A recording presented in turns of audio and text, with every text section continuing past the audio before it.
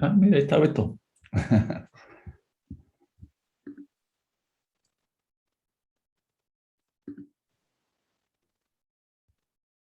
Pondré cámara para que no sea así tan impersonal todo.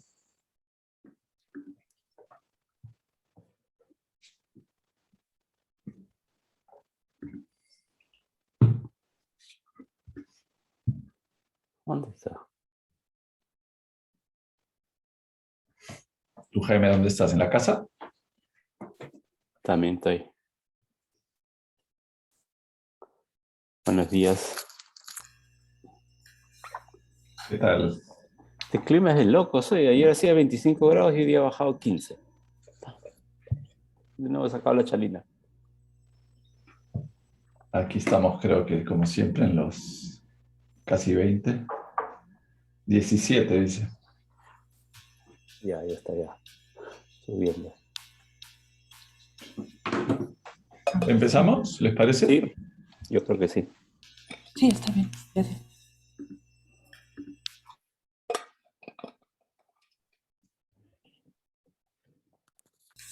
Am, perdón, para hacer la presentación formal brevemente, ¿no? Entonces, gracias a todos por asistir. El doctor Jaime Miranda y el doctor Francisco Descanseco van a presentar los resultados del estudio de tecnología móvil en el tratamiento de síntomas depresivos en personas con diabetes o hipertensión. Este es un evento organizado por el Centro de Excelencia en Enfermedades Crónicas y la Asociación Peruana de Periodistas y Comunicadores de Ciencia, AP Ciencia. Entonces hay personas presentes de ambas agrupaciones, de ambos agrupaciones. Muchas gracias por su asistencia y bueno, les cedo la palabra. Gracias. Gracias, Melissa. Gracias a todos y todas por acompañarnos. Veo ahí algunos nombres conocidos. Un gusto que nos acompañen hoy. La idea de la presentación, y entiendo que tenemos alrededor de una hora, es contarles un poco de un estudio que fue recientemente publicado en JAMA y que es el resultado de varios años de trabajo que dan lugar a esta publicación, ¿no? En este caso nos toca a Jaime y a mí presentarlo, pero en realidad, digamos, somos el rostro de un equipo muchísimo más grande, algunos de los cuales están aquí, pero diría que probablemente decenas de personas que estuvieron involucrados en el proceso de gestación, de diseño, de implementación y evaluación del estudio, ¿no? En algún momento Melissa nos comentó la posibilidad de que hubieran preguntas en el camino, en la presentación. No tengo problema con eso. Entiendo también que teníamos solo una hora y una cantidad, digamos, razonablemente larga de slides también. Entonces supongo que buscaremos algún equilibrio en el que vamos presentando y absolviendo dudas, pero podemos llegar al final.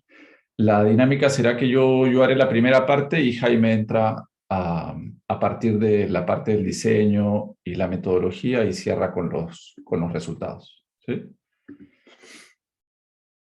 Lo que vamos a presentar es un estudio que se llamó LatinMH, que tenía una intervención que se llamó CONEMO. Entonces, esta tecnología móvil para tratar síntomas de depresión en personas con diabetes o hipertensión, la intervención de la que hablamos es una intervención que se llama CONEMO. Solamente para que declarar nuestros conflictos de interés, esas siglas que aparecen ahí son las instituciones que pagan los salarios de nosotros haciendo investigación, y solamente señalar que no recibimos ingresos desde la industria ni farmacéutica ni de alimentación. Y ambos trabajamos en Crónicas, que es un centro de investigación de la Universidad Cayetano Heredia. Las instituciones que participaron del proyecto LatinMH, que en español se traducía como la Red de Tratamiento e Innovación en Salud Mental de América Latina, eran las que ven ahí. Crónicas como parte de la Universidad Cayetano. El estudio lo lideraba la Universidad de Sao Paulo. Estaba también involucrado el King's College de Londres y Northwestern University, que es una universidad en Chicago que hacía el componente de tecnología. El Instituto Nacional de Salud Mental de Estados Unidos es la instancia que financió el proyecto. El proyecto en conjunto tuvo, en realidad fueron 6 años de duración en total, y la parte del ensayo clínico tuvo poco menos de 2 años, ¿sí? Entre septiembre del 2016 y abril del 2018. Luego de la parte de acabar el ensayo, hicimos una evaluación cualitativa con algunos de las personas que usaron, digamos, o fueron parte de la intervención, que usaron este componente tecnológico. Y como les decía al empezar, digamos, si bien nos toca presentar ahora a Jaime y a mí, lo hacemos en representación de muchísima gente, en este caso, por supuesto, del equipo de Perú también. Algunos de sus integrantes están ahí en esa imagen. Ahí está la gente que coordinaba sobre todo el campo y las enfermeras que apoyaban en la entrega de esta intervención tecnológica. Solo para hacer un cherry con la institución, para los que no la conozcan, Crónicas es un centro de investigación que está basado en la Universidad Cayetano Heredia. Crónicas nació en el 2009, con lo cual yo diría que tenemos ya unos 12 años de existencia, y nace como como el primer centro, digamos, dedicado específicamente al trabajo en enfermedades no transmisibles, incluyendo los problemas de salud mental, ¿no? Ese mapa lo que revela lo que muestra son dónde estaban los centros que fueron financiados en el mundo. Uno de ellos fue Crónica en el Perú. El centro tiene más de 30 proyectos de investigación financiados, siempre por competencia, por concurso, digamos, habitualmente con fondos de fuera, en proyectos que juntos suman por encima de los 30 millones de dólares, no solo para nosotros, sino compartido con otras instituciones, y que tiene sobre 300 publicaciones con su equipo, pero también gente vinculada a los distintos proyectos que hemos tenido, ¿no? Diría que la esencia del equipo es que somos un equipo, e intentamos mantenerlo así, un equipo multidisciplinario. Esta es la estructura de la presentación que queremos compartir hoy. Vamos a empezar hablando un poquito de la salud mental en el Perú, que le da contexto al estudio, los objetivos, en qué consistió la intervención, y luego Jaime va a hablar desde la metodología hasta cerrar con resultados y algunas reflexiones de lo que ha sido la experiencia de este proyecto. En relación a la salud mental en el Perú, que fue, digamos, el continente en el cual se gesta el proyecto, algunas ideas bastante generales, probablemente algunas de ellas las conocen y las tienen claras, ¿no?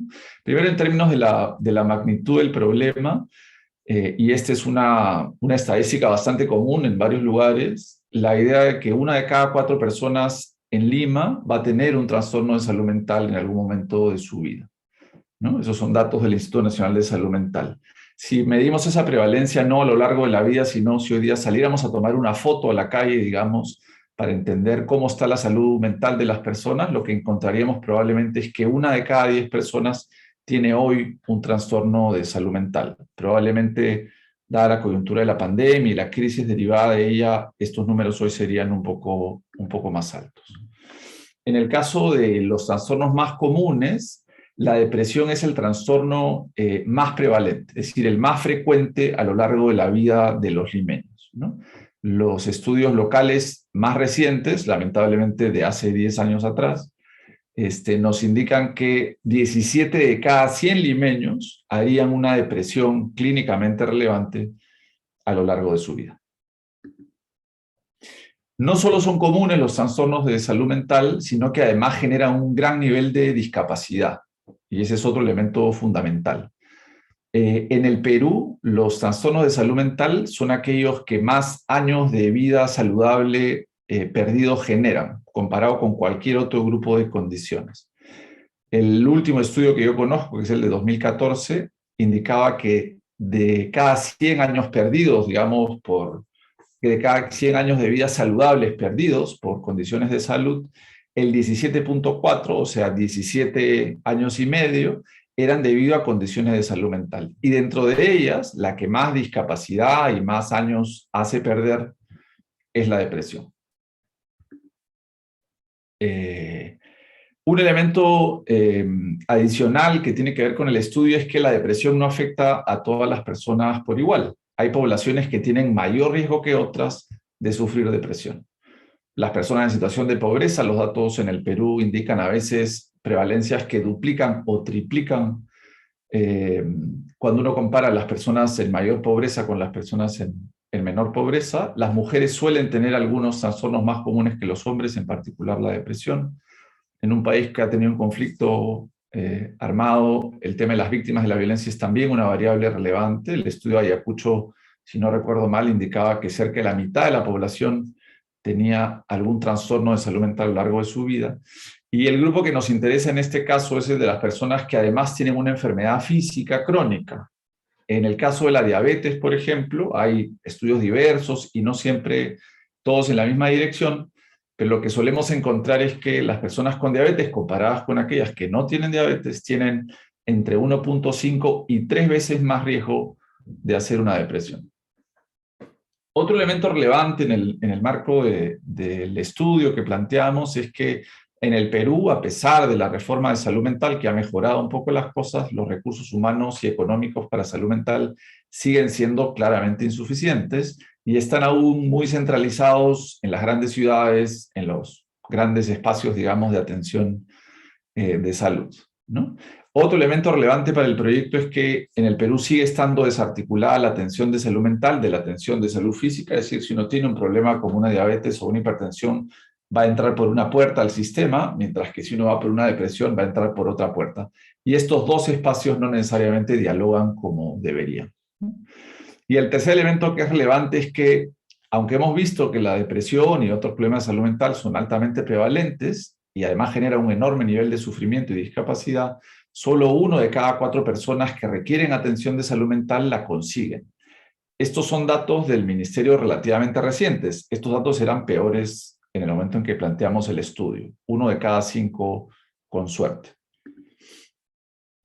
En este contexto, un contexto en donde hay, digamos, una alta comorbilidad de depresión con temas como la diabetes y la hipertensión, pero además encontrándose que la depresión, cuando la tiene una persona con diabetes e hipertensión, afecta su adherencia al tratamiento, es decir, la medicación que toma, pero además afecta los comportamientos de cuidado que tiene de su salud y en ese sentido hace que la enfermedad física progrese más rápidamente.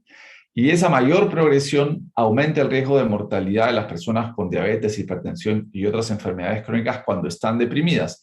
Algunos estudios indicarían que podría llegar a duplicar la mortalidad en estos grupos con problemas físicos crónicos al tener, digamos, depresión, ¿no? Entonces, en este escenario de alta comorbilidad y de un aumento en el riesgo de la enfermedad física cuando uno tiene depresión, tenemos además un sistema de salud que normalmente ni detecta ni brinda atención oportuna a la depresión en personas con condiciones crónicas físicas, pero además que no tiene suficientes recursos humanos y económicos.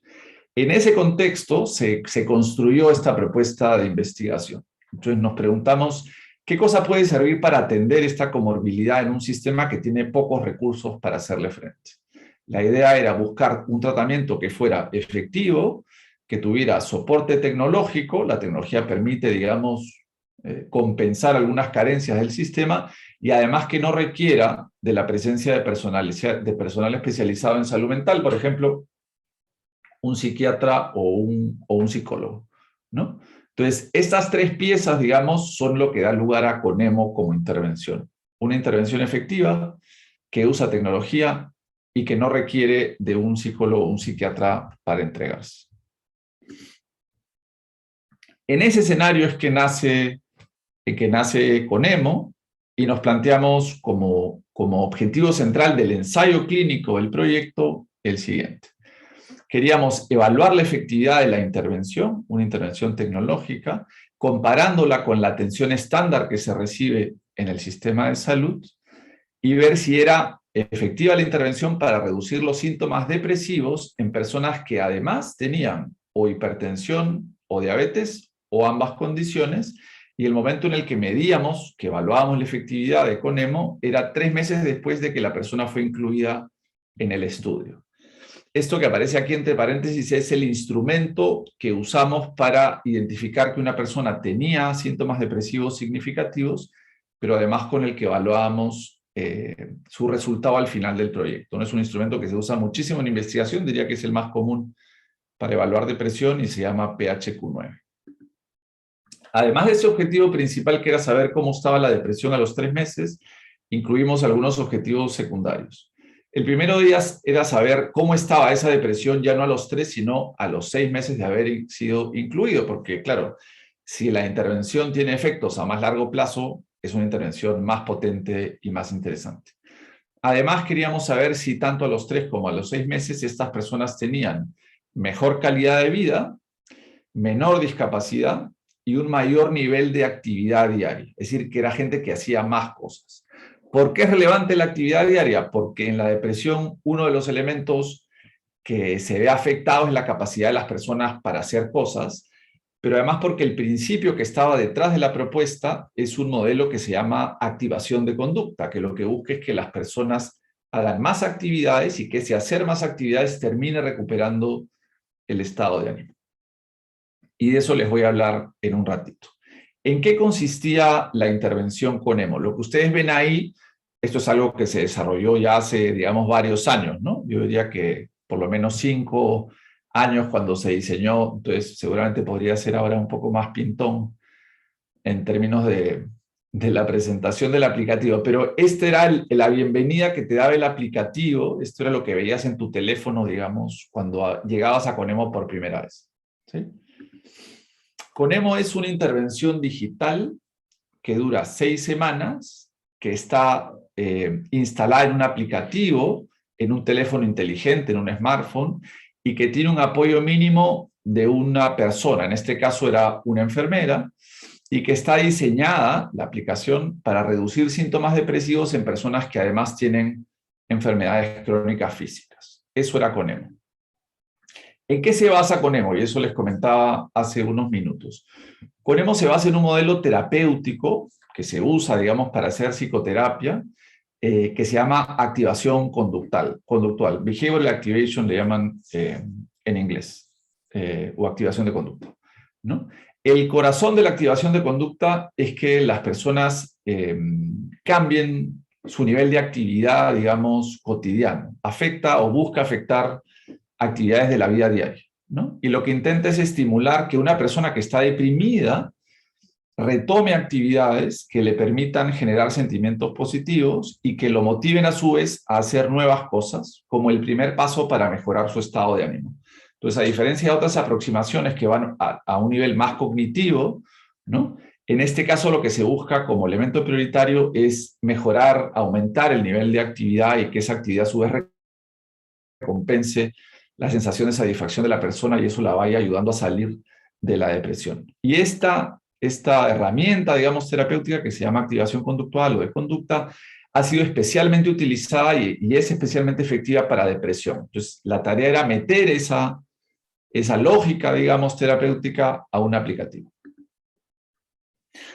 ¿Cómo era el contenido de Conemo? Conemo tenía 18 sesiones. Yo les comenté que duraba 6 semanas, lo cual nos da 3 sesiones a la semana. Así es como lo organizamos cuando se diseñó. Como parte de esas sesiones hay textos, hay videos y también hay preguntas que se le hacen al usuario del aplicativo, ¿no? Los videos que teníamos en Conemo estaban protagonizados por una psicóloga.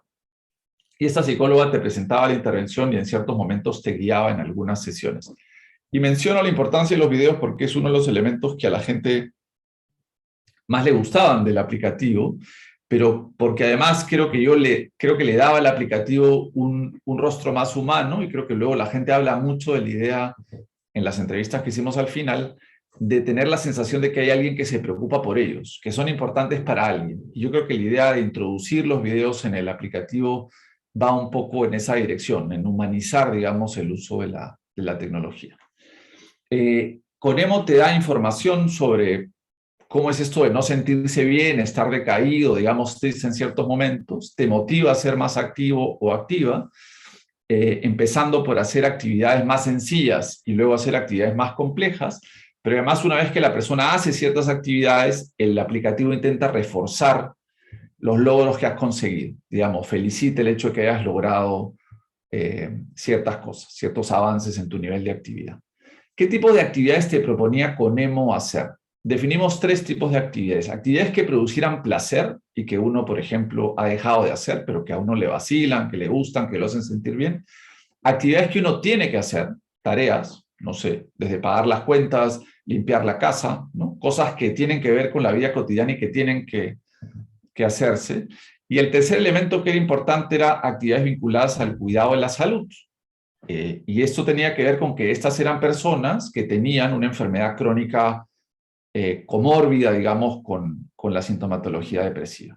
Entonces, el cuidado de la salud física tenía que ver con proponerles mejoras en la dieta, mejoras en su actividad física, que se muevan más, que es además un elemento que ayuda al estado de ánimo y que suele ser recomendado para situaciones de depresión leve, y que fueran adherentes a su medicación. Como les comenté, las actividades que se le proponían a la gente iban de menos complejas a más complejas.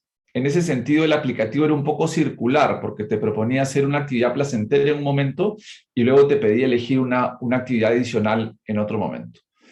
Esto es, digamos, un copia y pega de algunos pantallazos del aplicativo, ¿no? Que tenía textos, tenía algunos videos, tenía momentos donde le pedían a la persona elegir alguna actividad que quisiera hacer, ¿no? Y que la programara. La persona tenía que contestar aquí, por ejemplo, qué iba a decidir hacer esa semana, ¿no? Y la siguiente semana o en la siguiente sesión se le preguntaba si pudo hacer la actividad, entonces se le pedía feedback, y si la persona lo había conseguido hacer, el aplicativo reforzaba, digamos, ese comportamiento, si quieren, exitoso, ¿no? De haber estado en capacidad de hacerlo. Cuando no ocurría, se le proponía reprogramarla, seguir intentando, en fin, y buscar que la actividad placentera, la tarea o la actividad de cuidado de salud pudiese ser incorporada en la vida diaria como un hábito. Además del aplicativo, estaba como una pieza clave la enfermera. Esa pantalla colorida que ven al lado izquierdo es lo que una enfermera veía en la computadora o en la tablet para acompañar, digamos, a todos aquellos usuarios del aplicativo que se le habían asignado. Si yo fuera la enfermera, en esta pantalla yo podría ver a los 10, 15, 20, 30 pacientes, digamos, de mi servicio que están usando el aplicativo. Y en esto que dice línea de tiempo, ¿no? Están las actividades que la enfermera debería hacer, ¿no? Aquí dice, por ejemplo, en la primera, llamada de confirmación de cita, hacer la cita de inicio con el paciente, llamada de seguimiento, en fin. Hay una serie de elementos que la enfermera tenía que hacer, pero además le permite saber si el usuario está usando o no está usando el aplicativo. Y cuando no lo estaba usando, la enfermera podía llamar, por ejemplo, a Francisco y decirle: Francisco, me parece que usted no está usando el aplicativo. ¿Tiene usted algún problema? Y podían buscar que resolver algún problema si este fuera técnico o animarlo a usar el aplicativo. ¿Cuáles eran los roles de la enfermera? Y se los ha adelantado en estos últimos minutos, digamos. La enfermera tenía que entrenar al paciente. Esto ocurrió hace algunos años cuando los smartphones eran un poco menos comunes que ahora. Lo entrenaba en el uso del aplicativo y del celular. Tenía una sesión cara a cara con el participante. Luego, con esta pantalla, digamos, con digamos, un dashboard, con esta pizarra podía monitorear si el paciente estaba o no estaba haciendo las sesiones del aplicativo. Y finalmente, su tercera tarea era llamar al paciente en caso este tuviera alguna dificultad, que podía ser porque uno se daba cuenta que no estaba haciendo las tareas o porque el paciente pedía ayuda a través del aplicativo. Había un botón que le permitía pedir ayuda a la enfermera. Esta figurita lo que hace es, digamos, representar las 4 piezas claves del sistema tecnológico de Conemo. Tenemos aquí a la abuelita participante con su teléfono, ¿no? Al lado está la enfermera con su computadora, que es capaz de seguir a la abuelita, pero además a un conjunto de otros usuarios del aplicativo. Arriba está una supervisora clínica que tiene un conjunto de enfermeras a su cargo y que supervisa su trabajo. Y finalmente está como una suerte de gran hermano, digamos, esta administradora que puede interactuar con cada una de estas piezas tecnológicas, ¿no? Hasta ahí mi parte. Ahora entra Jaime. No sé, Jaime, si prefieres que yo siga o cambiamos mi rol de coadministrador y pasas a ser tú el coadministrador. Cambiamos, porfa, para... Ya, yo dejo de compartir y Melissa te puede dar el rol, ¿ya? Gracias, Pancho. Vale.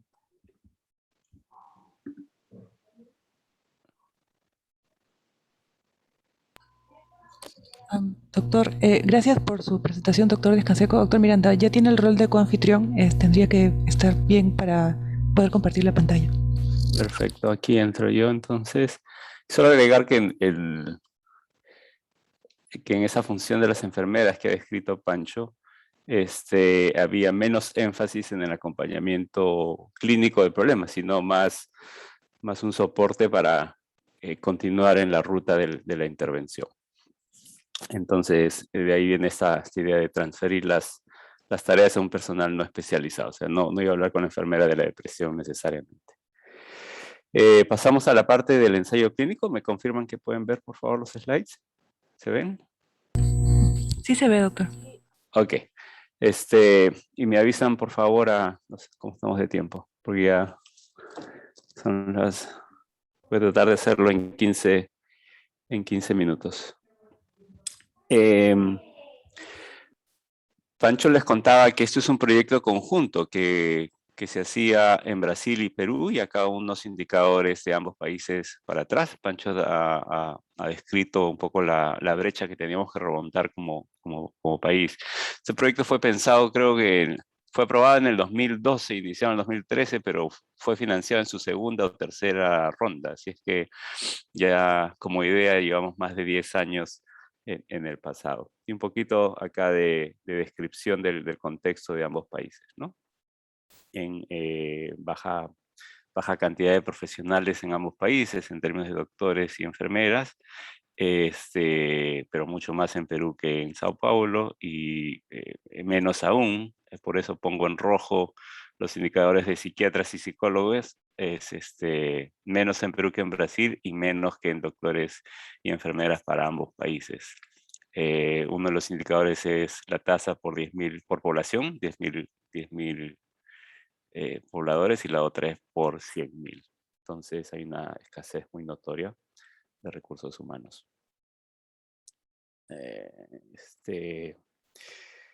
El estudio que hicimos fue un ensayo clínico aleatorizado, un tradicional RCT, por sus siglas en inglés. La pequeña diferencia, pero muy importante más adelante en cómo interpretamos los resultados, es la primera línea, ¿no? En Lima fue una aleatorización individual. Se seleccionan los participantes y cada uno de los participantes es asignado aleatoriamente a recibir la intervención o control, mientras que en Sao Paulo se seleccionan los establecimientos de salud, los clústeres, que son centros de atención primaria, y la mitad de los clústeres recibirá la intervención y la otra mitad no lo recibirá. Trabajamos en Lima con 7 establecimientos de salud, tanto del MINSA como de salud, y el total de participantes fueron 430 aproximadamente, más o menos la mitad por cada grupo. En Brasil se trabajan con 880 pacientes, el global de esos 20 centros, de los cuales la mitad fue asignado al grupo de intervención con EMO y la otra mitad al grupo de control. Esta última línea es muy importante. En Perú terminamos contratando a enfermeras para que acompañen este estudio, para hacer esas tareas que decía Pancho. Mientras que en Brasil fueron las enfermeras de los centros de salud. Y de alguna manera esto nos ponen cómo vamos a interpretar estos datos, ¿no? Un poco los datos peruanos te dan el dato más duro de la efectividad teórica, digamos, porque controlamos, garantizamos mucho los procesos, incluyendo el acompañamiento de las enfermeras, mientras que en Sao Paulo podría darte el dato más de la vida real en el campo cuando lo insertas en el sistema, con distintos compromisos y otras tareas, ¿no? Los criterios de inclusión era tener diabetes o hipertensión, tener un puntaje en el PHQ de más de 10. No hablamos de severidad acá, básicamente más de 10 te dicen acá hay síntomas de depresión relevantes, y tener la capacidad de leer el texto en la pantalla. Tuvimos que excluir riesgo suicida moderado o alto, y acá un énfasis en que había un protocolo paralelo para estos casos. Teníamos que decidir in situ e inmediatamente qué hacer con estos casos, y era básicamente vincularlos con un sistema para un acompañamiento profesional y especializado, y excluir mujeres embarazadas con diabetes o hipertensión gestacional, entendiendo que sus cifras de diabetes e hipertensión van a requerir otro acompañamiento en esa fase del embarazo. La intervención, perdón por el inglés, pero acá tiene estos atributos, ¿no? Pancho lo ha descrito en detalle. No voy a enfatizar más, pero es más o menos cómo se entrega, cuál es la estructura, en qué áreas, con qué frecuencia y cuándo. Los desenlaces son los que hablamos cuando tienes un ensayo clínico. Cualquier estudio cuantitativo tiene que tener bien definido y claramente definidos sus outcomes, los desenlaces, y acá fue reducción del 50% del puntaje del PHQ basal. Y esto fue un cambio, porque al principio queríamos ver mejoría. Entonces, mejoría podría ser cambio de 11 a 10, entendiendo que el punto de corte era 10 para entrar a este estudio, o mejoría podría ser de bajar de 20 a 10. Entonces son mejorías disímiles, ¿no? Y es por eso que esta manera de usar menos del 50% del basal de alguna manera estandariza el cambio en todas las pacientes, en todas las personas que trabajan. Continuamos con esa observación a los 6 meses y tendríamos otros outcomes secundarios también que se miden a 3 y a 6 meses, enfatizando estos otros aspectos de funcionalidad.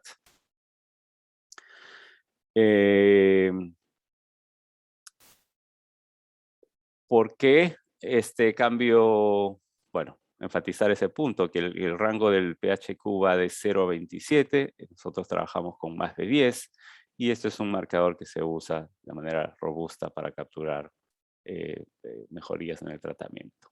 Todo esto era la teoría, todo esto estaba escrito, todo esto era como pensado en el escritorio, y ahora es ¿funcionará o no funcionará? ¿Por dónde nos vamos? Y antes de lanzarnos, decir esto es, tuvimos que pasar por una fase formativa, ¿no? ¿Cómo aterrizamos esto? Hicimos algunos estudios pilotos, de hecho 2 en Perú y 1 en Brasil. Si quieren más detalle, todos los errores o los aprendizajes de estas fases iniciales están descritos en estas publicaciones. Y un poco de entender mucho desde el lado, no solamente del usuario, sino también desde las enfermeras y el contexto del sistema. ¿Se va a poder, no se va a poder? La segunda publicación intenta un poco más conocer si es que estábamos en la dirección correcta o no, y ofrece algunas cifras más numéricas. Entonces, con esos estudios pilotos ponemos a prueba los instrumentos, cómo vamos a capturar, hacer mediciones, afinar procedimientos de campo, estimar la velocidad de reclutamiento, muy importante para ver qué envergadura necesitamos tener. Necesitamos trabajar con 2, 3 centros para llegar a 400 personas o más, y establecer estos vínculos con los servicios de salud. Hasta ese momento parecía que era todo bien. Si les preguntábamos a los pacientes, vemos porcentajes muy altos que dicen lo recomendaría, le ayuda a mejorar su salud emocional, su salud física, el entrenamiento fue suficiente. No estuvo de acuerdo el 48% con el tiempo de la intervención. Algunos hubieran preferido que sea más largo. En este piloto no usamos, perdón, voy a continuar. Y en el caso de las enfermeras, hicimos un piloto donde, bueno, con uno de ellos contratamos a la enfermera para el estudio, y sí, podía cumplir sus tareas, al final era su trabajo, fue contratada para hacer esto. Y en el otro piloto dijimos, bueno, vamos a intentar dar un poco más. ¿Qué tal si es que nos acercamos un poco como Brasil, 6 enfermeras del sistema de salud? De esas 6 encontramos que 2 podrían absorber las tareas, buscar a esta persona motivada que va a acompañar. Las hay, pero ahora con COVID hemos aprendido cuán sobrecargados está nuestro personal de salud, ¿no? Y aprendimos que 4 de ellas no tenían la suficiente motivación y demostraron un poco interés. Decían claramente no contar con el tiempo suficiente para absorber más tareas, y solamente había una, me parece que con mis hijos, no, has hecho tu tarea, ahora que estamos en homeschooling, ¿no? Había un ejercicio recordatorio más presente. Entonces, en base a estas dos observaciones, que decían los pacientes y que decían las enfermeras, hicimos algunos cambios al diseño final del ensayo clínico, ¿no? O sea, mejoras en el contenido, más videos, algo de entrenamiento, simplificar la instalación del aplicativo. Y en el caso del monitoreo, verán en rojo si decidimos en el Perú, esto no va a funcionar. Tenemos esta señal muy alta que nos dice que las enfermeras no van a trabajar, no lo van a hacer. Entonces, eso, ¿para qué hacer un ensayo clínico si es que al final no vamos a responder si no funciona o no fue testeado, ¿no? Entonces tomamos la decisión muy temprana, después de muchos vaivenes con nuestros colegas en Brasil, con gente en Estados Unidos, era cuál era el propósito. Y al final vimos una oportunidad también, al tener dos settings, en Perú donde iba a contratar a las enfermeras, y en Brasil donde las iba a insertar dentro del sistema, podríamos avanzar no solamente a hacer el mismo ensayo en dos países, sino explorar medidas de efectividad o eficacia, ahora que estamos hablando de vacuna, y luego efectividad. Muy aparte, y esto es un poco en la línea de tiempo, estas entrevistas, obviamente dice el título, son post-estudio, ocurren después, pero lo pongo acá antes de presentar los resultados, porque contarles que termina el estudio, termina la intervención, y mientras se está haciendo los análisis de los datos, ¿no? El equipo sugiere explorar la experiencia de los pacientes y las enfermeras desde una aproximación más cualitativa para poder conocer los facilitadores y las barreras para una posible futura implementación, ¿no? Este estudio cualitativo acaba el ensayo clínico, y por eso este color, ¿no? Este color dice es una evaluación sin conocer los resultados. El equipo que sale al campo vuelve a campo y les pregunta a 29 participantes, a enfermeras, a profesionales de salud, autoridades, etcétera, qué les parecería, ¿no? Un poco para no tener el sesgo de, oye, ¿te gusta, salió bien? Sino, ¿qué te parece? ¿Cómo estuvo esta experiencia? Y es que este color azul va a acompañar algunos resultados que voy a presentar, y ustedes les voy a pedir que interpreten que ese resultado en azul fue capturado más adelante después de terminar el estudio. Acá vayamos a la carne, lo más importante. Todo ensayo clínico tiene que pasar por la descripción usual de los sujetos, la mayoría fueron mujeres, nos tiene que decir las edades. En el caso del Perú, una pequeña diferencia, una mayor concentración de adultos mayores, más de 60 años en Perú, mientras que en Brasil la mitad de los participantes era entre 41 a 60 años. Ingresos, notoriamente personas de bajos recursos, un salario menor de 2 veces el sueldo mínimo, 70% en el Perú. Estado marital, casados, a más de la mitad. Las comorbilidades, en Perú era mayor presencia de diabetes, 45% de diabetes, mientras en Sao Paulo fue mayor presencia de hipertensión. Acá mis flechitas, acá está. La severidad de la depresión, si es que no fuera a ver el basal, en Perú fue mayoritariamente en moderados.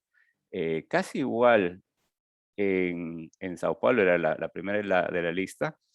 No deja así de llamar la atención que en Sao Paulo hubo mayor cantidad una proporción importante de casos severos.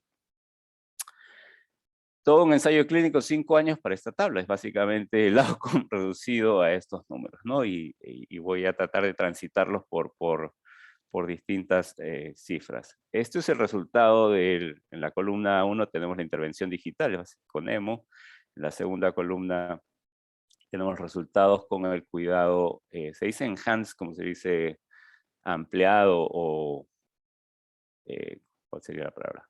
Mejorado. Mejorado. Un cuidado tradicional mejorado. ¿Por qué? Porque había este acompañamiento, esta presencia y esta sugerencia de que busque ayuda, ¿no? Tu resultado te indica esto, podrías buscar ayuda. Que no había, que no ocurre en el sistema. Bueno, entonces en Lima, los denominadores 205 asignados al grupo de intervención, 205 al grupo de control, un control mejorado. De estos vemos que el 108 mejoran, te da un 52%, y en el grupo mejorado 70 mejoran, es 34%. Una diferencia muy sencilla ahí en ambos es 52 menos 34 es 18% de mejora, ¿no? Es algo importante. Cuando se traduce esto en riesgos, el odds ratio a favor de la intervención te dice los que participan en la intervención tienen 2 veces más las chances de mejorar. Sí, solo sumar, Jaime, o precisar lo que dijiste antes, que en este caso no es solo mejorar, sino es mejorar al menos a la mitad de tu puntaje, ¿no? O sea, no es que estás mejor, sino que estás mejor al menos al 50% de cómo empezaste, ¿no? Que tu puntaje es la mitad o menos, ¿no? Correcto. Que es una mejoría, digamos, la idea es que es una mejoría importante, ¿no? Uno esperaría. Gracias, Pancho. Sí. Sí, sí. Y ahora cuando contrastamos con Brasil, vemos que, y esperábamos esto, que los efectos no fueran idénticos, ¿no? Y en Brasil vemos que la mejoría es 40% en el grupo de intervención, casi 30% en el grupo de control. Para empezar, ambos menores que en Perú, y eso se refleja en que el loss ratio es 1.6. Igual en Brasil hay resultados a favor de la intervención, donde disminuyen 1.6, básicamente 60% menos chances de tener, 60% más chances de mejoras. A los 6 meses se interpretan las cifras de esa manera, pero notarán que los intervalos de confianza para el estimado, primero, el estimado se reduce a 1.2 en cada país, y segundo, el intervalo que va a esta cifra entre paréntesis viaja de 0.9 al 1.7, ¿no? Cruza el 1, y al cruzar el 1 pierde la significancia. O sea, mantiene la dirección, pero pierde potencia, se atenúan y pierde significancia estadística. Más adelante voy a presentar qué quiere decir esto. Ese gráfico es complejo, pero refuerza lo que dice Pancho, ¿no? No es solamente un viaje de cambios de mejoría, sino mejoría con respecto a tu basal. A su lado izquierdo ven muchos puntos, es un scatter plot con 2 líneas diagonales, una línea diagonal azul y una diagonal marrón. La línea diagonal es la mejora, ¿sí o no? Si es que hubiéramos mantenido el estudio. Todo aquello que está por encima de antes de la línea diagonal. Abajo tenemos en el eje de las X tu resultado al basal, y en el eje vertical de la Y tenemos tus resultados a los 3 meses. Entonces, cada individuo, cada participante está ploteado con su resultado al basal y con su resultado a 3 meses. La parte superior del gráfico es Sao Paulo, la parte inferior es Lima. Concentrémonos en el scatter plot de Lima, que es menos denso porque tiene menos participantes. Tenemos puntos azules y amarillos. Los puntos azules son los participantes de la intervención. Los puntos amarillos son los que estuvieron en el control. Y la línea azul diagonal es la línea de quien mejoró, quien transita, quien redujo su puntaje. Entonces, todos aquellos que están debajo de la línea azul encuentran una mejoría con respecto a su basal. Sin embargo, la línea marrón es la línea de nuestro outcome primario, quienes mejoran en más del 50%, ¿no? Entonces, de alguna manera si hubiéramos diseñado el estudio para mejorías, hubiera sido más bacán, digamos, con mayor volumen de mejora, pero la línea marrón con este énfasis en que tu puntaje tiene que ser al menos, como mínimo, 50% de su resultado previo al basal, te da una mayor, te captura mejor la potencia de la mejora, ¿no? Y eso se revé al costado. Al costado, estos se llama plots de violín, y creo que centremos en la parte inferior derecha. Al costado, y esto ya es al final, a los 3 meses, ya no consideren los datos del basal. Al final de los 3 meses ya ven la distribución de las cifras del PHQ a los 3 meses. Entonces verá en el grupo de intervención, el azul, tiene una mayor concentración, digamos, parece una pera, tiene una mayor concentración de cifras entre 0 y 10. En cambio, el grupo de control es más que, ¿qué puedo decir? Como una sandía, quizás. los valores, los resultados van entre 10 en promedio, ¿no?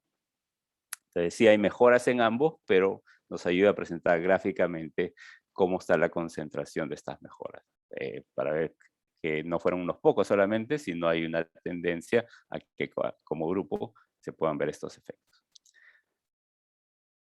Aquí usamos ahora estas citas en azul, ¿no? Estas citas son las evaluaciones post-estudios, las impresiones que ocurren al final, y que no sabíamos. El equipo de campo que sale a investigar eso no sabía cómo venían los resultados, por dónde analizar. Íbamos genuinamente a preguntar sin saber qué les pasó, qué les había parecido, ¿no? Y tenemos acá una colección de algunas de ellas que nos cuentan como antes de llegar con Nemo me encerré en mi casa y yo ni desayunaba ni almorzaba nada, pero gracias a con Nemo ahora me siento mejor, ¿no? En el caso mío yo estaba deprimido, dije, ¿qué será de mi vida? Traté de salir. Gracias a con Nemo, gracias a las enfermeras, ¿no? A los videos, leyéndolo y practicándolo, traté de salir. Ya no me siento como antes deprimido. Otras impresiones van por el lado de mejoras en su forma de pensar y de relacionarse con otros, ¿no? Esta cita de una mujer de 69 años dice, con Nemo me tranquilizó bastante, me sentí segura. Me sentía que como se dice, un mueble que ya no se usa. Porque sí, se me había metido como que a nadie le importaba, que yo solamente importaba cuando me necesitaba, ¿no? Y con Nemo me hizo salir de todas esas cosas, de todas esas dudas, de toda esa preocupación, y me ayudó bastante. Creo que estas citas acompañan un poco, reflejan la dirección de los resultados y refleja también por dónde funcionaba, ¿no? Yo nunca anotaba la medicina que tomaba, dice, pero ahí me salió un consejo que debo anotar para tomar mi pastilla. Ahora lo hago, porque yo me olvidaba mucho. Más allá de esta percepción de qué tal te fue, con toda intervención sabemos que vamos a tener distintas tasas de adopción, ¿no? O sea, yo te ofrezco si lo usas o no. Es como lo de ir al gimnasio, ¿no? Aquí está tu suscripción, ¿lo vas a usar o no lo vas a usar? En Perú notamos que 78% completaron las 18 sesiones y 92% al menos 9 sesiones, al menos la mitad del total ofrecido. Y quizás esto sea un reflejo de haber puesto a estas enfermeras, cuya función era básicamente acompañar a estas personas. En Brasil, sin embargo, las cifras fueron menores. 45% las 18 sesiones, pero 65% al menos 9 sesiones. Quedémonos con estas dos, que al menos la mitad, al menos algo. Peor es nada, no, pero al menos la mitad. La gente empiece, participe, siente algo de acompañamiento, va a ser mejor que no hacer nada por ellos, ¿no? Y 92% en Perú, 65% en Brasil es sustancial con respecto al uso de tecnologías y al uso de intervenciones complejas en países de bajos ingresos. ¿Qué dicen las impresiones del estudio, ¿no? Siempre estaba a gusto, estaba pendiente de las sesiones, dice. Me llamaban, que me llamaran, me gustaba mucho, ¿verdad? Me parecía bien porque todos los días no le iba a responder, pero 3 veces a la semana sí, entonces la enfermera me hacía recordar. Había una apuesta importante por capturar funcionalidad, o sea, más allá del dato duro de mejoras, no mejoras, mejoras con más del 50%, ¿qué otros aspectos de la vida cotidiana va a cambiar, ¿no? Entonces teníamos interés en estos indicadores de funcionalidad y sí vemos que 3 meses mejora calidad de vida, mejora los indicadores de discapacidad y mejoran los niveles de activación, ¿no? Pero esto solo en Lima. A los 6 meses mejoran sí los niveles de activación en ambos grupos. Empecé a hacer deporte, ¿no? Para sentirme mejor, porque es bueno caminar, no quedarse encerrado, ¿no? A veces tienes problemas y simplemente te quedas cerrado. Así que mejor salir a caminar, distraerse y no abrumarse con los problemas, refería esta mujer de 57 años. Jaime, solo hay una precisión que para nosotros era importante que este nivel de activación o de actividad aérea subiera, porque la premisa, digamos, sobre la que se construye el aplicativo es esta de la activación conductual, ¿no? Entonces, si uno entiende el resultado como una carambola, ¿no? en donde tú invitas a la gente a hacer más actividad y eso a su vez mejora el estado de ánimo, lo que este instrumento que se llama el BATS nos indicaba es que en comparación con el punto de partida, la gente que había usado Conemo había aumentado su actividad más que aquellos que no habían usado Conemo, ¿no? Entonces, de alguna manera validaba la apuesta de Conemo, ¿no? De que la activación conductual podría ser una de las rutas para mejorar el estado de ánimo de las personas. Sí, dicho de otras palabras, Pancho, para otros esto podría ser confirma el mecanismo de acción de esta apuesta, ¿no? O sea, uno ofrece algo donde no hay y espera que a través de mejorar la funcionalidad va a observar mejorías en el resultado final. Al hacer un ensayo clínico nos pidieron estos no fueron planificados, pero nos pidieron, oye, ¿será que estos cambios cambian según los niveles depresivos en el basal?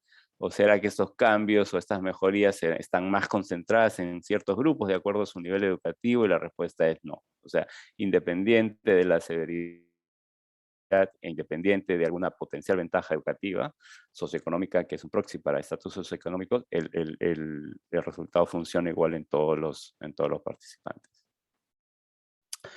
Al ser un ensayo clínico tenemos que reportar eventos adversos y aquí está un agregado de ambos países. Empeoramiento en síntomas depresivos, 10 en el grupo de intervención versus 2 en el control, no llama la atención. Empeoramiento en ideación suicida, 6 en el grupo de intervención versus 7 en el control, tampoco no llama la atención. Había un protocolo sí de seguridad que era muy saliente, entonces que bueno, pues podíamos acompañar eso, no dejar al abandono también. Hubieron tres muertes en el grupo de intervención y 8 en el grupo de control. Al ser ensayo clínico tenemos que documentarlas y no fueron vinculadas al estudio, ¿no? Cosas como cirugías u otras muertes, accidentes de tránsito pueden ocurrir y es nuestra responsabilidad documentarlas. Reflexiones finales y aquí para los slides de cierre, Conemo es una intervención digital breve, 18 sesiones, 6 semanas, de baja intensidad. Cada uno lo usa a su propio tiempo y preferencia. Y nos demuestra impactos a nivel individual traducidos en mejoras de los síntomas depresivos, traducidas en mejoras en el cuidado de la de la enfermedad física y mejoría en calidad de vida y funcionalidad, ¿no?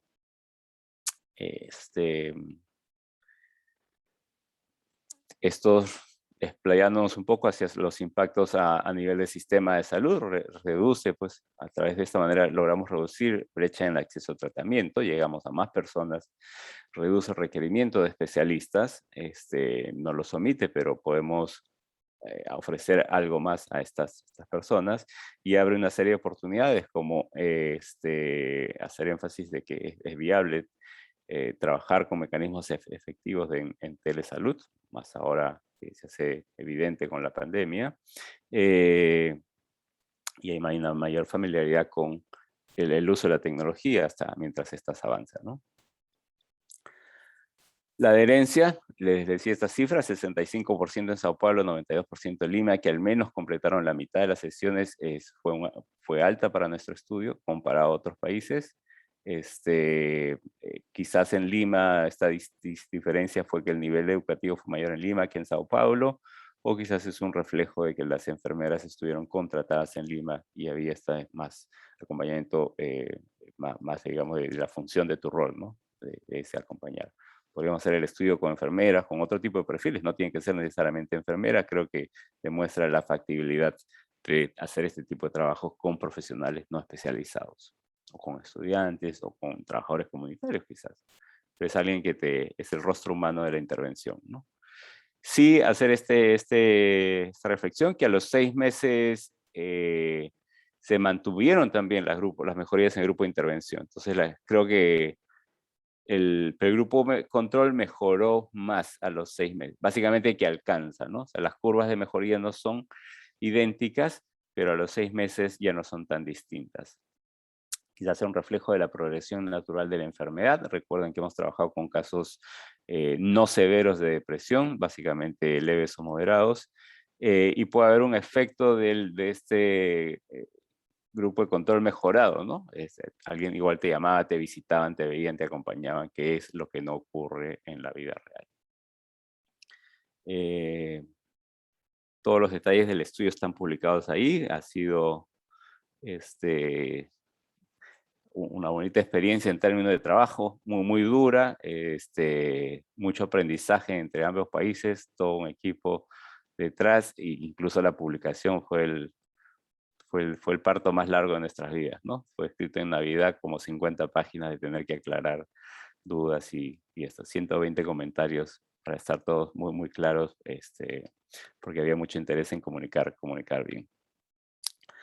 Cerrar para ahí otro agradecimiento al grupo de Crónicas. Nuestros valores son generosidad, innovación, integridad, calidad. Es la página web. Y si quieren tener más datos de contactos, estamos ahí.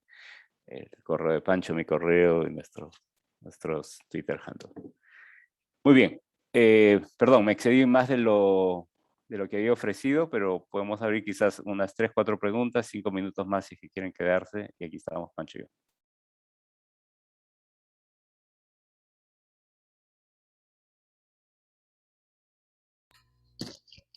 Muchas gracias, doctor Miranda, doctor Vistaseca, por la presentación. Todo está muy claro. Mientras los demás asistentes preparan sus preguntas, ¿hay ya programado un siguiente paso para el estudio CONEMO, para la aplicación? Yo puedo dar mi versión, Pancho. Quizás tú, después de que vino la pandemia, hay dos cosas, ¿no? El avance de la tecnología, que ahora quizás esta idea de hace 10 años se hace mucho más rápida de ser concebida. Un poco maximizar estas rutas para otras, ¿no? Para otros escenarios. Entonces yo estoy pensando en cómo llegar con estos mismos principios de CONEMO. A veces yo no quiero probar el mismo software, pero los mismos principios, activación conductual, etc. Y yo estoy pensando en activación conductual para dar soporte a los trabajadores de salud que han vivido un año detrás de una mascarilla con bastante en desmedro de su salud física y obviamente su salud emocional, ¿no? Entonces, si podemos transitar con los mismos principios a llegar a otras personas. Y sí, también estoy pensando en llegar profesionales de salud, estoy pensando en mujeres embarazadas también, porque la tasa de depresión perinatal es alta. Entonces yo estoy así de enfoque pensando dónde más puede servir esto. Pero CONEMO como per se, yo creo que hemos demostrado los principios que ayudan a mejorar. Se puede llegar con bajo acompañamiento, de baja intensidad y pueden ser tomados y escalados, ¿no? Hay algunas preguntas de Diego Borges, que también es el escalamiento de esta intervención. Y claro, ahí ya no soy ingeniero, ¿no? Nos gustaría así que todos lo tengan, ¿no? Que Perú lo tenga, algo como de baja dosis de acompañamiento, podría ser. Pero creo que lo que deben llevarse en nuestro grupo es que hemos probado y demostrado científicamente y rigurosamente los principios de este acompañamiento de baja intensidad y que mejoran en outcomes importantes, ¿no? Ustedes dirán, 3 meses no es nada, pero 3 meses de calidad de vida para alguien que vive con una condición debilitante es importante. Pancho, no sé si quieres agregar. Sí, nosotros estamos pensando en estudios de implementación de CONEMO al interior del sistema. Enviamos una propuesta a Inglaterra, pero ellos tuvieron un problema con sus fondos este último año y han cancelado un montón de convocatorias. Nosotros hemos pasado una segunda ronda con esta propuesta. Esta semana tenemos una reunión justo con NIMH que financió o sea, tenemos una reunión para mandar una propuesta a NIMH y ver si ellos están interesados en testear una ruta que salga de la idea de la enfermera contratada por el proyecto y que busque el canal en el cual insertarse, digamos, al sistema, ¿no? Yo creo que la efectividad de la intervención está probada y una de las rutas que pensábamos, y ahí veo a Carmen que nos hace una pregunta, es pensar si un promotor de salud, en lugar de un profesional de salud que tiene, digamos, mucho menor costo, podría ser un buen compañero de ruta.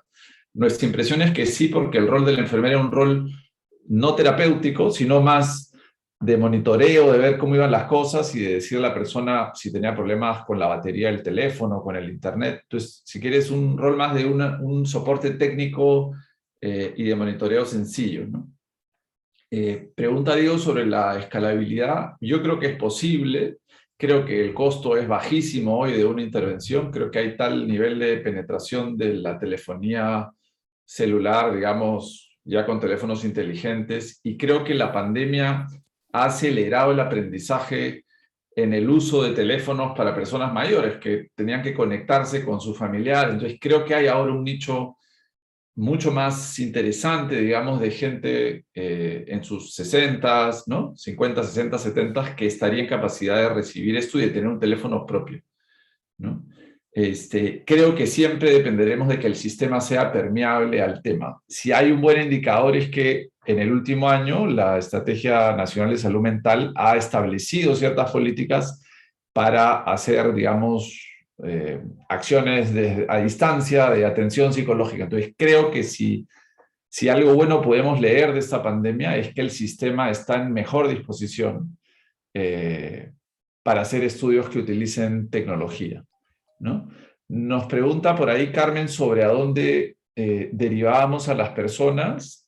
Carmen, en cada uno de los centros con los que trabajamos, que eran hospitales y centros, teníamos contacto con el psicólogo del lugar. Entonces, en la eventualidad de un caso realmente serio, teníamos un protocolo, digamos, muy riguroso. Teníamos que conectar a la persona con una atención de salud mental al interior del mismo servicio. En casos muy, muy serios, conectábamos con un familiar. Por ejemplo, ideación suicida, donde la persona ya revelaba que había pensado seriamente en hacerse daño, la encuestadora se quedaba con el participante hasta contactar a un familiar y contactar con el servicio de salud mental que estuviera a mano. Entonces, al haberse hecho en Lima, dentro de servicios que tenían al menos un psicólogo o psicóloga y eventualmente un psiquiatra en los hospitales, podíamos hacer el enlace con una persona que los atendiera, ¿no?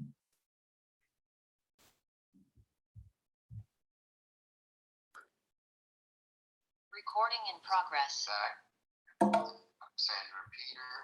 Oh. Hay, creo, algunas preguntas más por ahí, ¿no? Sí. Uy.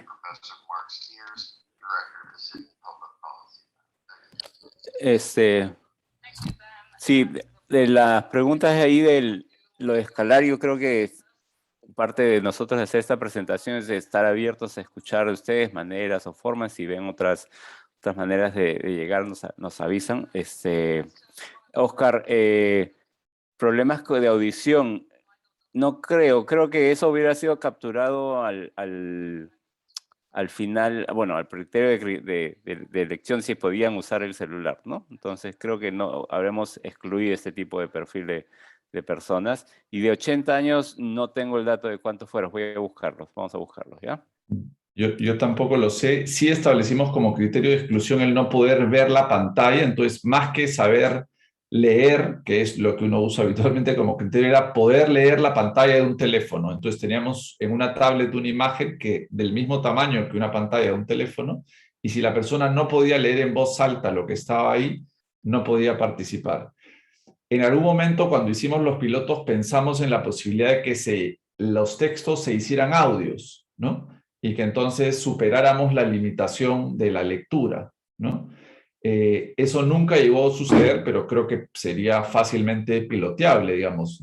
Si hicieras, por ejemplo, que todos sean o casi todos sean videos, ¿no? Y una dinámica que fuera más accesible, supongo que ahí podríamos trabajar alguna fórmula, ¿no? Con el tema de la audición, específicamente no recuerdo mayores dificultades, pero es posible que alguna gente se viera impedida. Creo que ahí podríamos jugar con que el que no puede leer lo puede escuchar y el que no puede escuchar lo pueda leer, ¿no? Entonces creo que hoy con la tecnología disponible eso no sería un gran trabajo, ¿no?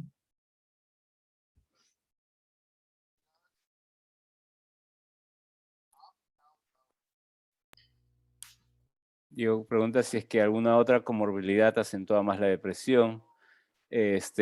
No capturamos mayores datos, Diego, adicionales, ¿no? Teníamos que centrarnos en en el protocolo, y la idea era hacerlo lo más sencillo, lo más pragmático posible, ¿no?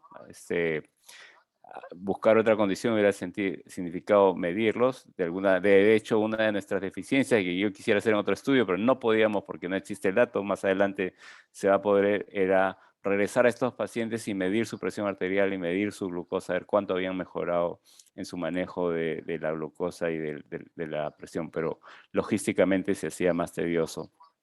Entonces a veces tenemos que transar entre qué se mide o no. Y para lo que pides, Diego, eso hubiera sido un análisis de subgrupo que estadísticamente introduce otros retos adicionales, ¿no?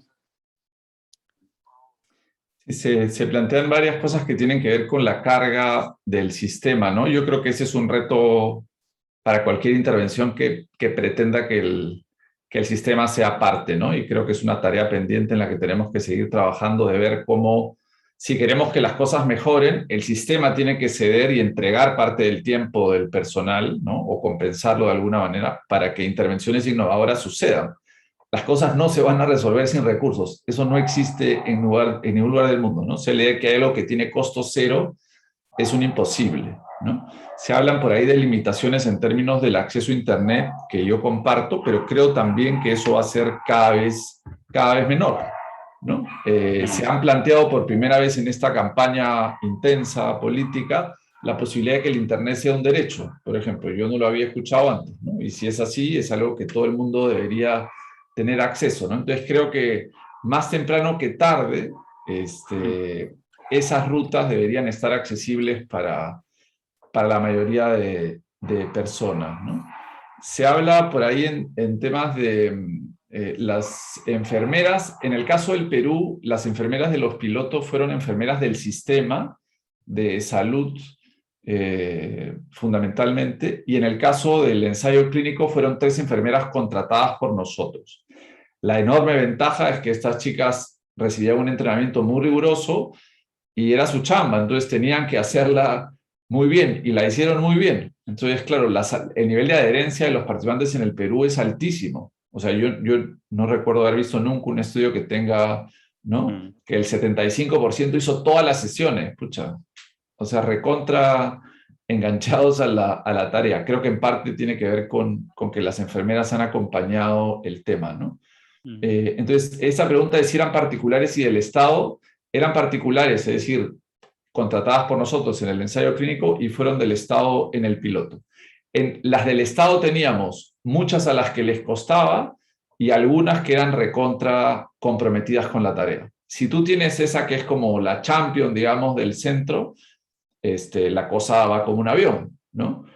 Pero claro, no puedes depender de la voluntad, o sea, un sistema no puede depender de la pura camiseta, tiene que tener mecanismos para incentivar que las cosas ocurran. Lo otro es un cuento, ¿no? Entonces, creo que es ahí, y los estudios que pretendemos plantear es qué elementos pueden hacer que esto se implemente y que funcione. La pregunta va por ahí, ¿cuáles son los incentivos que hay que introducir al sistema para que este tipo de actividades ocurran y ocurran bien, digamos, ¿no? Creo que por ahí va un poco la conversa, ¿no? Perdón, gracias por sus respuestas y comentarios. Quisiera consultar algo al respecto. Si bien ya mencionó que la adherencia en Perú, bueno, en Perú se contó con enfermeras contratadas, ¿identifican algún otro factor que haya contribuido a una mayor adherencia en Lima?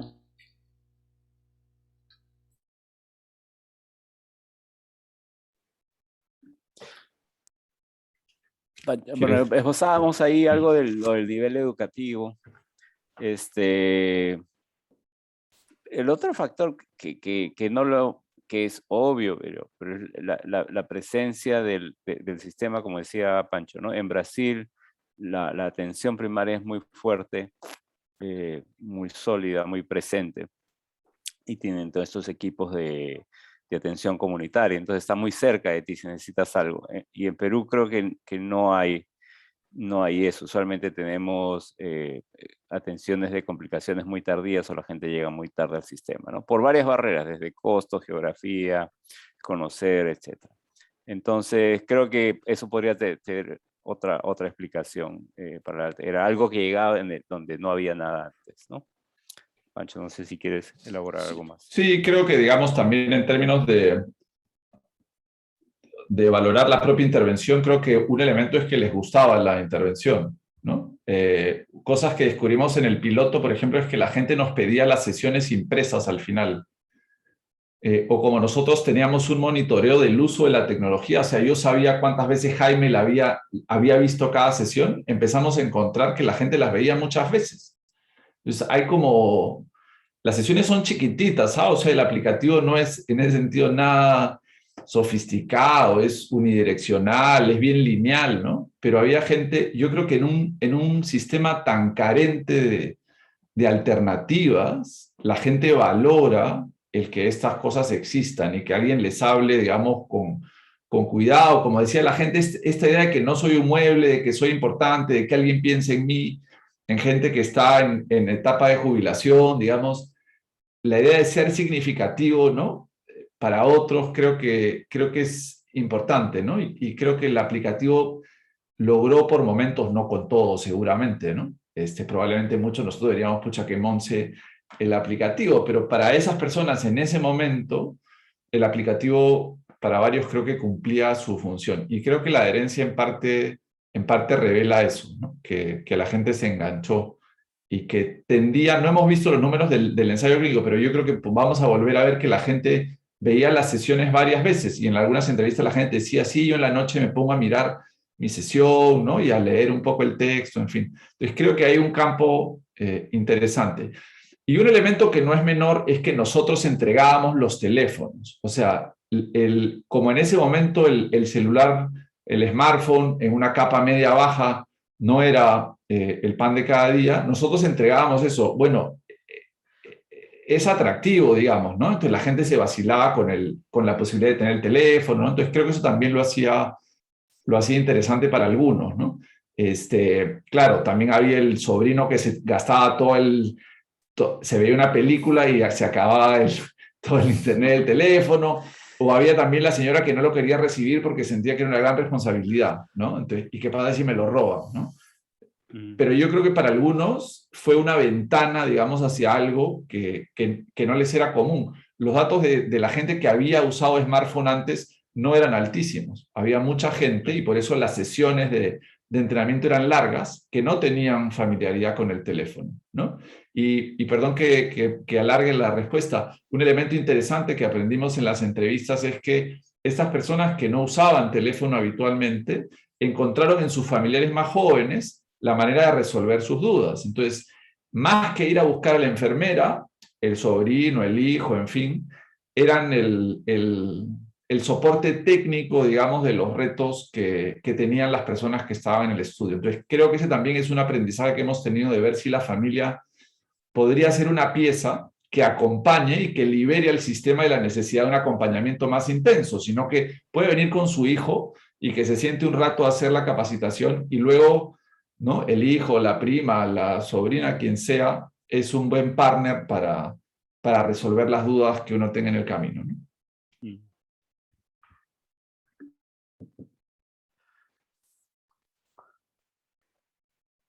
Y otra reflexión que tuvimos antes era hacer estos estudios con tecnologías digitales es, tenemos un reto entre la rigidez del diseño, que es un ensayo clínico, que las cosas tienen que ser bien claramente monitoreadas y estudiadas y no salirte del libro versus el entorno afuera y cómo la tecnología evoluciona en el tiempo, ¿no? Entonces, sí fue tomado como una crítica entregar los celulares en ese entonces, pero ahora vemos que nos sirvió bien. O sea, la gente ha transitado ese uso mayor, a ese uso más cotidiano y con mayor volumen durante estos años de pandemia, ¿no? Entonces son riesgos que hay que tomar y son retos siempre presentes con cualquier tecnología.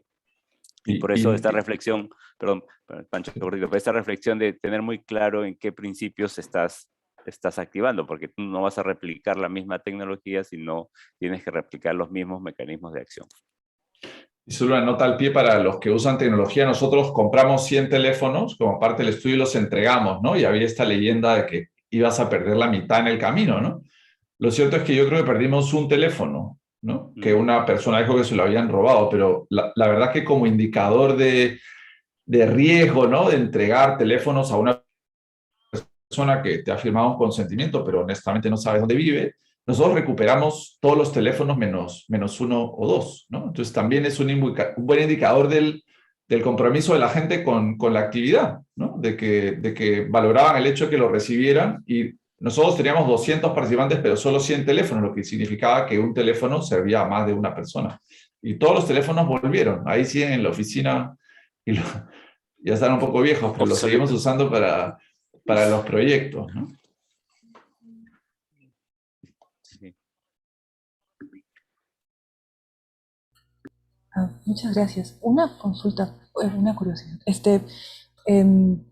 Respecto al mecanismo de acción, si volvieran a aplicar Conemo en la actualidad, ¿harían algún cambio? Pancho. Ahora post pandemia, bueno, no post pandemia todavía, pandemia. Yo creo que sí, ¿no? Que podríamos hacer el material más interactivo, ¿no? Si quisiéramos aprovechar esta coyuntura tremenda de la pandemia, seguramente podríamos incorporar algunos elementos nuevos, ¿no? Algún momento pensamos si podría dejar de ser específico de personas con enfermedades crónicas, si uno logra tener una plataforma que se acomoda a la persona que lo recibe, ¿no? O sea, por ejemplo, si tienes contenidos, no sé, más para mujeres o más para hombres o un poco acomodados por edad, el aplicativo perfectamente podría acomodarse, ¿no? O si tienes solo diabetes o diabetes e hipertensión, ¿no? Porque parte de lo que recibíamos cuando íbamos a los sistemas de salud era, ¿y por qué además no añaden a este grupo, que es el grupo con el que yo trabajo y que necesita tanto de este tipo de cosas, ¿no? Entonces, si uno puede tener una tecnología que sea realmente móvil en ese sentido, ¿no? Dinámica, como que se acomoda a distintos perfiles, creo que sería interesante, ¿no? Y el clásico pedido de todos los participantes en cada una de las entrevistas o en muchas es la idea de lo visual, ¿no? O sea, el video es un elemento que es muy atractivo frente al texto, ¿no? Y yo creo que la presencia humana en el video también es un elemento, como les decía al inicio, que engancha, que humaniza, digamos, la experiencia que la gente tiene con los aplicativos.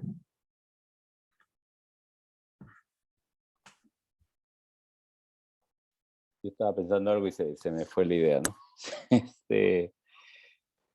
em, Y quizás una cosa que haría es lo que comentaba de no usar tanto enfermeras, sino ver si podemos tener promotores de salud vinculados al tema. Y yo creo que con la tecnología que alguna gente ya ha hecho de chatbox, podrías tener incluso, digamos, una máquina que resuelve dudas, ¿no? Porque aquí las dudas tenían más que ver con, pucha, no sé cómo conectarme, no me acuerdo cómo hacer esto, ¿no? Entonces, esta dimensión tecnológica, quizás parte de ella podría ser resuelta también con tecnología, ¿no? Entonces, creo que por ahí podría haber alguna reflexión, digamos, de cómo mejorar el aplicativo en sí mismo, ¿no?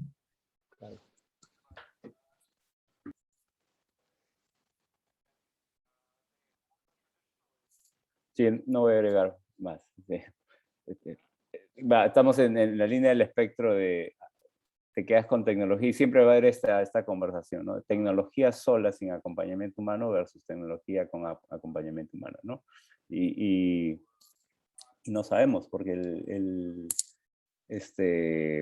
con la tecnología sola la lanzas y vas a tener un grupo que siempre son los que se enganchan más, pero no llegas a todos, ¿no? Creo que acá el acompañamiento humano amplifica a estos otros grupos que no son los que se engancharían, son los que quizás tienen dudas o están un poco reticentes y le entran, ¿no? Entonces como que motiva algo más.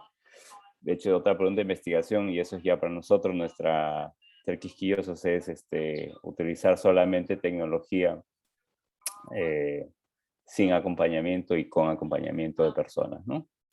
Y otra pregunta es utilizar el celular, todo el celular sin nada y el celular versus esto, no sé. Pero en fin, hay varias maneras. Que Michael nos da una idea de voluntarios. Voluntarios, sí.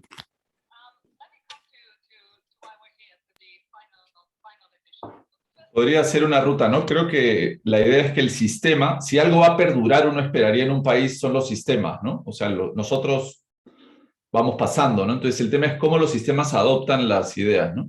Y creo que los retos con los promotores de salud que hemos encontrado es que en el Perú el sistema de salud no incorpora a los promotores porque al no ser profesionales no los pueden remunerar. Hay una serie de limitaciones que hay que cambiar, ¿no? Entonces, con los voluntarios quizás la pregunta es cómo encontrar esa fórmula de que respondan al sistema de cierta manera y el sistema tenga responsabilidad con ellos. O sea, los tiene que entrenar, supervisar mínimamente, ¿no? No puede solo pedirles cosas, ¿no? Tiene que incorporarlos de alguna forma, ¿no? Entonces, creo que ahí todavía tenemos una tarea pendiente de cómo el sistema incorpora a la comunidad en su trabajo, pero cuidándola, ¿no?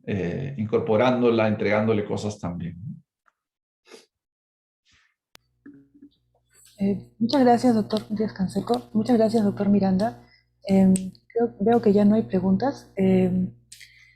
Bueno, de nuevo, este es un espacio en el cual han coincidido dos organizaciones. Una es Crónicas, Centro de Excelencia en Enfermedades Crónicas, y la otra es AP Ciencia, Asociación Peruana de Periodistas y Comunicadores de Ciencia. Creo que este puede ser un espacio para intercambio y networking, entonces tal vez si desean compartir su handle en Twitter de ambos grupos, creo que sería un buen momento para hacerlo antes de dar fin a la reunión. Muchas gracias por su exposición y por las respuestas que han tenido a todas las dudas que hemos presentado. Mil gracias a ustedes. Un abrazo. Yo no tengo Twitter. Jaime es el tuitero del grupo. Lo sigo también.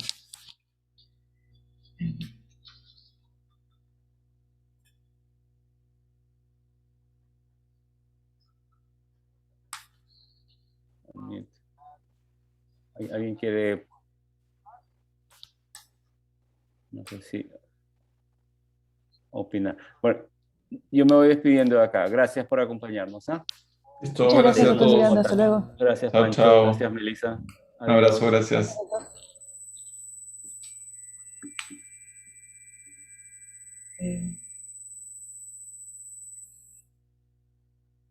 Bien, si nadie desea participar más, creo que damos por terminada la reunión. Muchas gracias a todos. Buenas tardes.